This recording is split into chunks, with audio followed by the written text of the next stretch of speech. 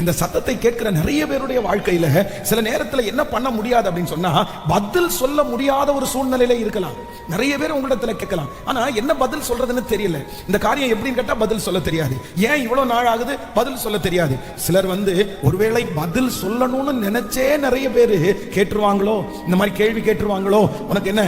சிலர் பாருங்க, அந்த குழந்தை ஒரு லேட் ஆகும்போது யாராவது ஒருத்தர் கேள்வி கேட்டுருவாங்களோன்னு பதில் சொல்ல முடியாது.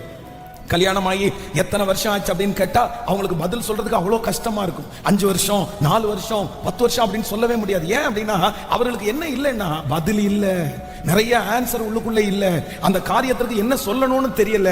ஆனா கர்த்தர் இந்த இடத்துல வாக்கு கொடுக்கிறாரு, உன்னை வெட்கப்படுத்த விட மாட்டேன். எந்த நபர் நீங்கள் இன்றைக்கு பதில் சொல்ல முடியாமல் இருக்கிறீர்களோ, ஒருவேளை உங்களுடைய கடன்காரர்களுக்கு பதில் சொல்ல முடியாம இருக்கலாம், பதில் சொல்ல முடியாததுனால நீங்கள் ஓடி ஓடி ஒளிஞ்சு கொண்டு இருக்கலாம். ஆனா ஏசப்பா வாக்கு கொடுக்கிறாரு, உன்னை சீக்கிரத்தில் நான் தூக்கி எடுப்பேன், உன்னை வெட்கப்படுத்துறதுக்கு விட மாட்டேன். நீங்க பதில் சொல்லுகிறதற்கு நிமிர்ந்து நின்று பதில் சொல்லுவீர்கள், தைரியமாய் பதில் சொல்லுவீர்கள். கர்த்தர் உங்களை பதிலை சொல்ல வைப்பார். கேட்கிற எல்லாரிடத்திலையும் பதில் சொல்ல வைக்கிற ஒரு நாள் வரப்போகிறது.